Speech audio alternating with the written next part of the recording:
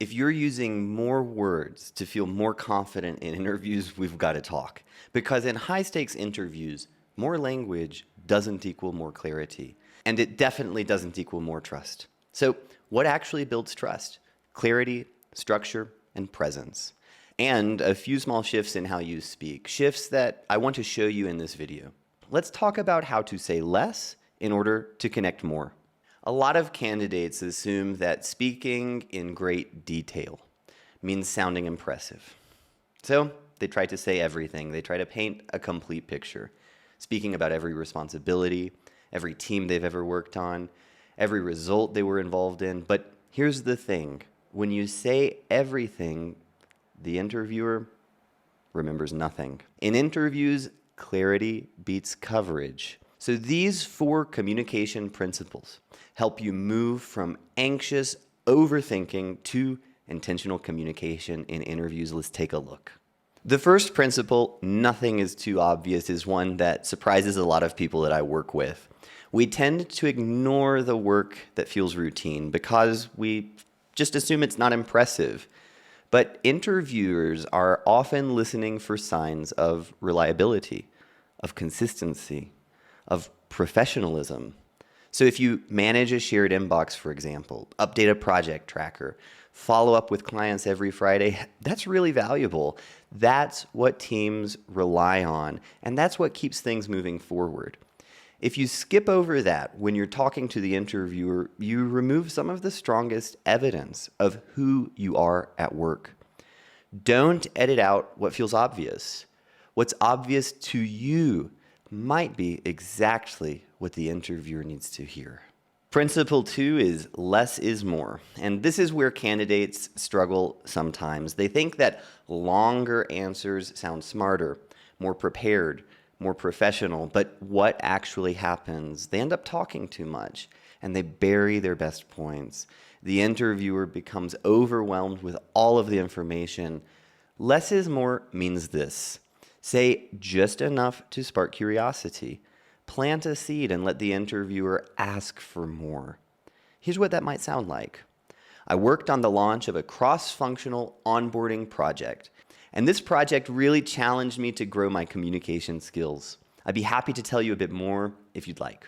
Remember, the interviewer can always ask you for more information, but never for less information.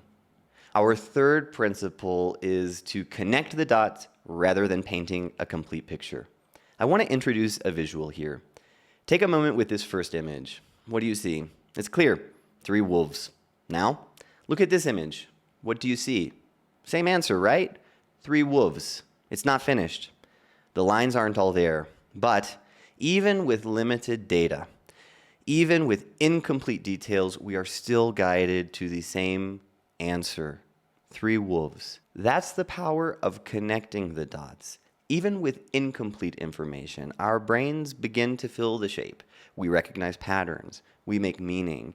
And this is what should happen in your interviews. You don't need to walk the interviewer through every detail of your resume. You need to help the interviewer see the shape of your story, the themes, the logic, the fit. If you try to paint the complete picture, you might actually confuse the interviewer. But when you highlight just enough and do it with intention, they'll see what you're trying to show them. Over-explaining usually comes from a place of anxiety, which is why our 4th principle holds special importance. Principle 4 is to trust the intelligence of the interviewer. You think, I don't want to leave anything out. What if I'm misunderstood? What if they don't get what I meant? But here's the truth. The person interviewing you has likely had the same experience. They've probably interviewed people like you before, right? They might even have done this job themselves. You don't need to explain every process. You don't need to spell out every term, and you don't need to prove every skill.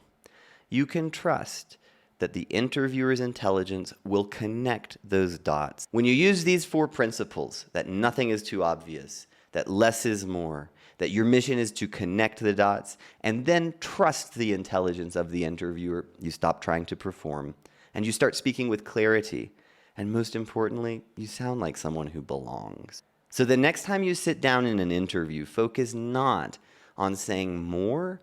Instead, identify those areas that best serve as evidence for your transferable skills. Focus on saying what matters. Say it clearly, say it calmly, and let your message do the work.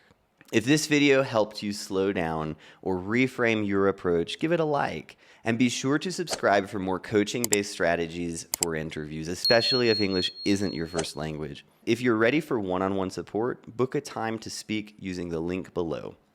You'll also find a link to explore all of Omni Interview's coaching options. Wherever you are in your preparation, I'm glad you're here.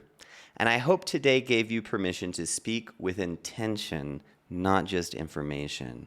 Keep building from there.